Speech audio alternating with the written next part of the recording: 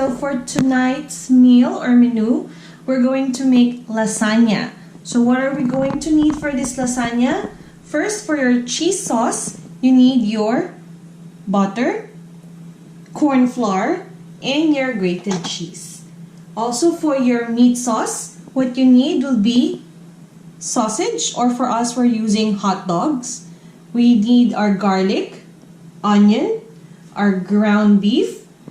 We also have our tomato paste, salt, pepper, our basil leaves, and oregano leaves. And of course, lasagna will not be lasagna without our lasagna noodles. Alright, so while we're waiting for our water to boil, in order for us to cook our lasagna pasta, we'll go ahead and start cooking our cheese sauce. So first, we already have that turned on. You will only need it on low fire. So on a low fire, we need our butter. So we need to melt that butter. Okay. So while waiting for that, we just need to stir it a bit.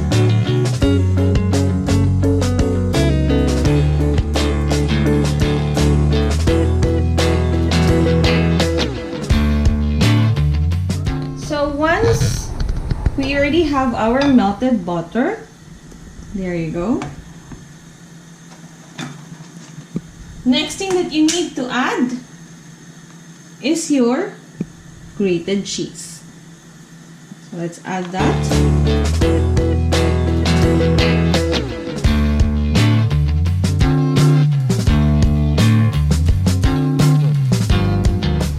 We also need our evaporated milk.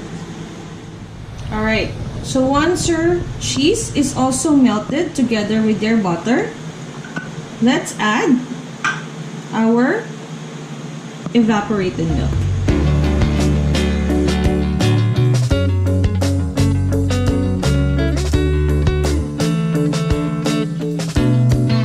Just continue stirring. That way, it will not stick at the bottom of your pan.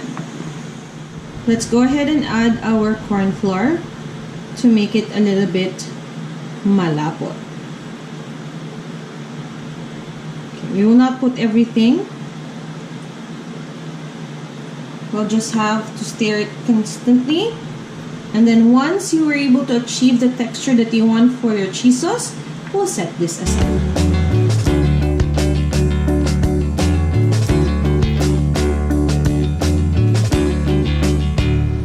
Alright, so with our cheese sauce, once you're seeing this foamy part, while it's boiling, you can now already turn off and set this aside.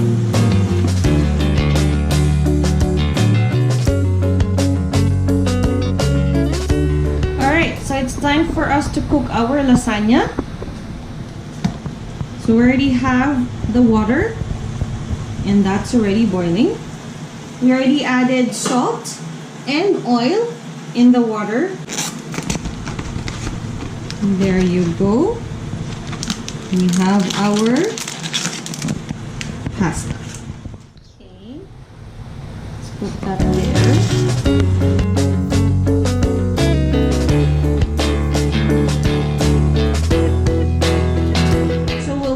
This one until it's half cooked. Alright, so after around 3 to 5 minutes, let's go ahead and check our pasta.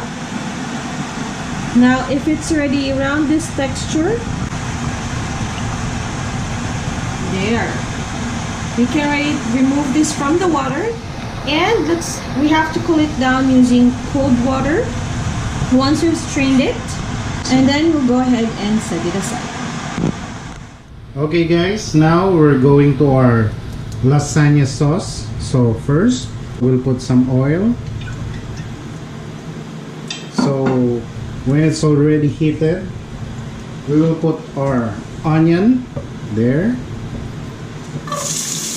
and garlic.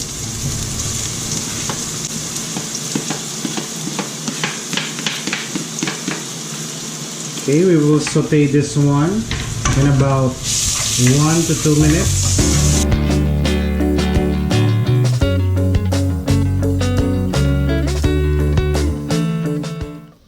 So now our garlic and onion is cooked. We will put our ground beef. Alright. So we'll cook our ground beef in about 2 to 3 minutes again. So now our ground beef is cooked. We will add our hot dog or sausage.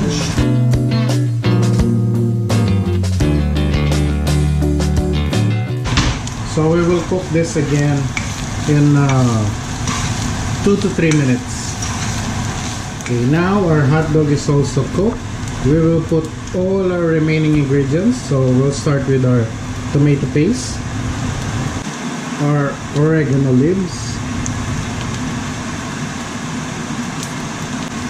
basil,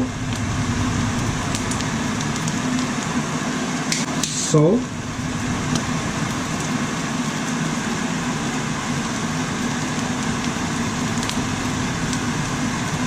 black pepper,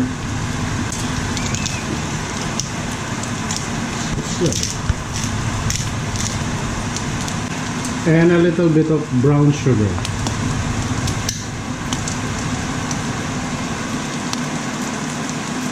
Also about a cup of water.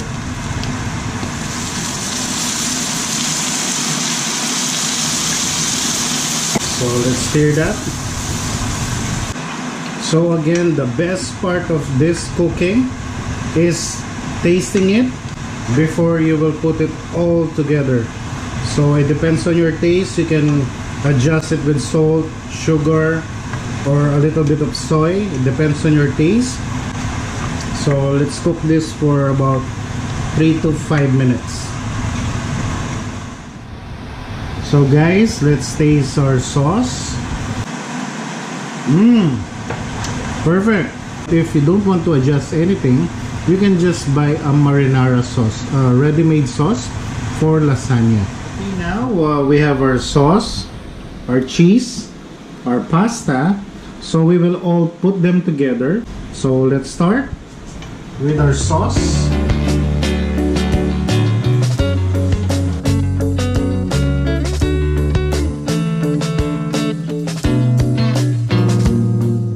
Okay, so sauce, pasta, then cheese. Alright. So after this cheese, again we will put pasta, then sauce, then cheese. So this is just the first layer, but looks amazing already. Alright, so let's go. So on our second layer, we put our sauce, then cheese, our mozzarella cheese. So on our third layer, again we will put our pasta, then our cheese sauce. Alright. Okay, now this is our third layer. So now on the next layer, so now we're going to our last layer. Let's put our lasagna pasta.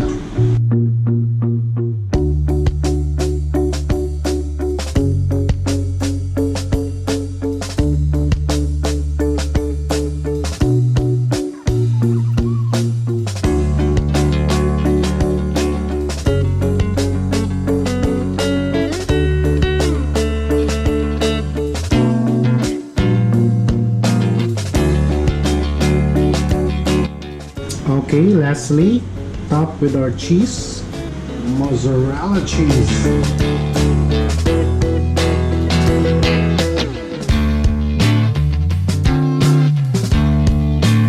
Then now we will bake it for about 20 minutes. So now we will put it in our oven here. So we're having a medium fire oven. Okay, we will cook it about 20 minutes.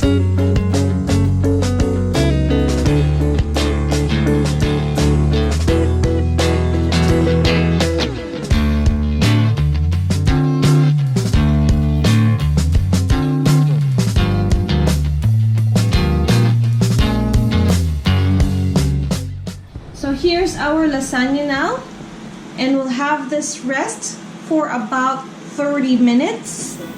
Okay guys, so ngayon, it's the best part. Try natin tong ating lasagna. So kuha muna tayo ng maliit na slice dito.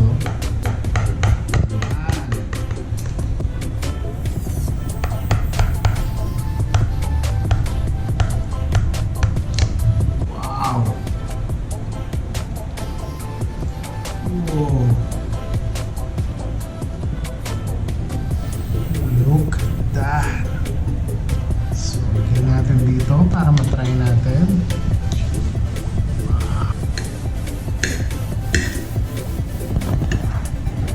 Ayan. Let's try, let's try!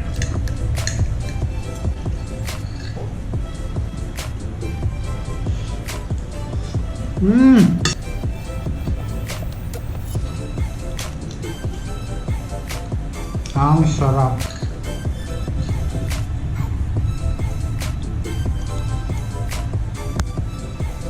Ang sarap niya. So talagang hindi tinipid sa cheese. Ang daming cheese. Mafe-feel mo yung cheese niya. Yung pasta, tamang-tama lang sa pagkakacook sa bake. So ganun din yung itong sauce beef niya. Napakasarap. So talagang yung combination ng mga ingredients niya, yung sauce, super perfect. So I hope magawa niya to sa inyong bahay at hindi kayo masisi. Napakasarap. One of my favorite. So see ya. Happy time.